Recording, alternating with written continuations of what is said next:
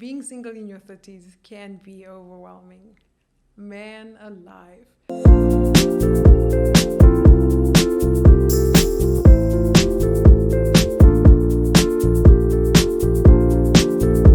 Hey, hi, and welcome to my channel. If it's your first time here, my name is Shirley. It's so good to have you here. Like I always say, come on in, come inside. As you can tell by today's title, it's an interesting video. It's an interesting one today. So if you are single, this video is for you. Why? Because today we are going to be discussing singleness, your single season, specifically for my honeys in their 30s, and how we can be content in our singleness. So without further ado, let's get into today's video. Let's go. Now, I don't know about you, but I've had my fair share of raised eyebrows or rather well-intended comments from family members or friends, especially during my single years, where people were just a little bit too comfortable when it came to my personal life. The when are you getting married, or why are you still single? Are you seeing anyone? And it gets tired sometimes. It gets tired. And sometimes it makes you feel like there's something wrong with you. Like, why haven't I settled down yet? Or why haven't I met somebody who can love me? And it's almost like there's that invisible timeline that dictates your life. But let me tell you something. I just want to remind you that your life, or your value rather, and your worth does not depend on your relationship status. And that is the reason, or the motivation behind the video today, because I thought I'm going to share a couple of tips that helped me through my single journey that I hope that you might find insightful and encouraging. So grab a cup of comfort, whatever that looks like to you. Get situated and let's slide into today's video. Now, in today's society, we often find ourselves so bombarded by social pressure and ideals, especially when it comes to relationships. In a world that promotes casual dating, or rather hookup culture, a world that teaches us that self-gratification is the way to go.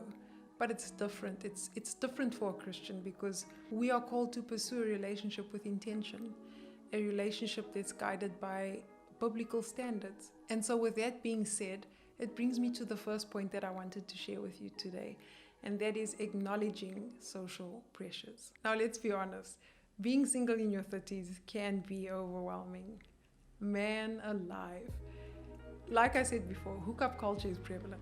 It's prevalent. Everybody is just all about casual dating. And sometimes, if you're not on that wavelength, you can be overcome by the pressure, or like I said, you can become overwhelmed by what's going on around you. Sometimes you might even question your self-worth.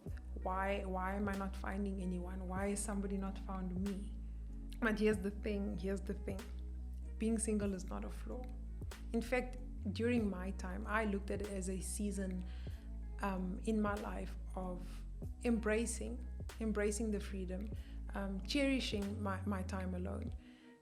And I had to remind myself that we're not all on the same path.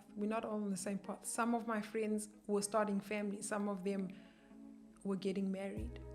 Some of them were married and already had families. And it's difficult because sometimes you feel like you're the odd one out. But this is going to help us slide into my next point, because that's where you have to find contentment. And there's only one way you can do that, which is a segue into our second point. Let's go. So sliding into our second point, which is the journey to contentment. Let's backpedal a bit, a few years, to before I met Habanero. So if you're new here, Habanero is my husband, aka my better half. And that was a time where I went through a period of self-discovery. Definitely personal growth too. I learned to appreciate the freedom and the opportunities that come with being single. If I look back now, I can see how every step of that journey has shaped me. And it shaped me and it prepared me for the person that was to come, or rather prepared me for the love that was to come. And I'm grateful for that, because it taught me patience. And it taught me how to trust, and the importance of seeking God's guidance, especially with or in relation to making decisions, but also in every aspect of my life. Which brings us to point number 3, dating with intention. Now, as I've highlighted before, the culture out there is casual. And it's essential, especially as Christians, to approach dating with intention. And I just want to remind you that it's important that we align our dating preferences or our choices with biblical standards. It's very important. And to me, that meant seeking someone who shared my values, someone who shared my faith, because that was very important to me. And as well as my vision for the future. Dating with intention also allowed me to build a solid foundation, which I feel protected me from any heartache or disappointment that could have followed if I did compromise on my standards, or rather on my values. So our 4th point is embracing contentment. So finding contentment in your singleness doesn't mean that you're suppressing it. It doesn't mean that. It means that you're embracing your current season and you're trusting in God's timing. He knows what's best for you. And I know sometimes we become, like I said, you become impatient, because sometimes you want to give in to the pressure, not because of weakness, but because of want. Okay, we have desires. But you just have to remember that God's plan and God's timing is always better than yours. His timing is always better than yours. And so I feel that during my single time, I use that time, utilize that time to grow spiritually, if that's your goal. Invest in new relationships, friendships. Venture out, go on adventures. If you're the traveling type, travel. Pursue goals. Just explore new experiences. That's the whole idea of embracing the contentment. It's not like you're waiting. We're not waiting. We're not sitting back watching the clock. We're living in the process. Now, my 5th and final point is a 3-for-1. Some practical tips and advice just to encourage you and to help you along your journey. And I've divided them into 3 categories. Very short, but 3 tips.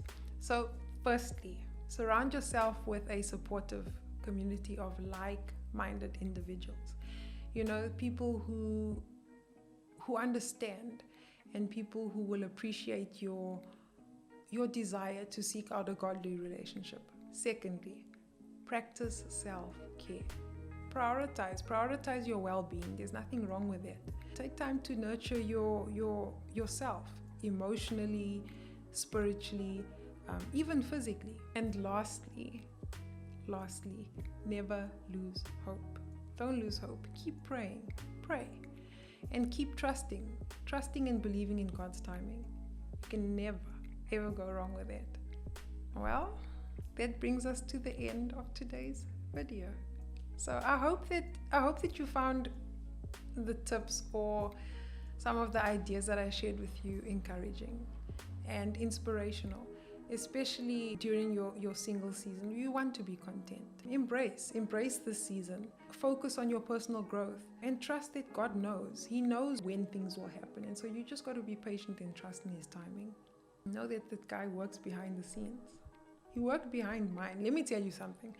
If I can find someone, if you know Shirley, you know, there is hope.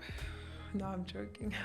No, but it's all about having faith and being patient, but not patient as in waiting and not doing anything, living in your patience. So thank you so much for watching today's video. I hope that you found the content helpful. I really do. If you did, please consider giving it a thumbs up. As well as sharing it. If you think that somebody, or you feel that somebody might benefit from today's content or the topic that we discussed today, share it with friends, share it with people who you know. Another thing that I look forward to, as I always encourage, is your experiences, your thoughts, your advice, anything in the comment section down below. Please feel free to get active in the comment section down below. We're all about building community, and by doing that, one way rather of doing that is by sharing in the comment section down below. So don't feel shy. Put aside your reservations and feel free. All I do ask is that we please be mindful and respectful with our comments. Let's keep it positive. So with that being said, you know what I'm about to say. Wherever you are, whether it's morning, afternoon, evening, have a good one and be content. Be content, be mindful, and stay blissful until I see you again. Ciao.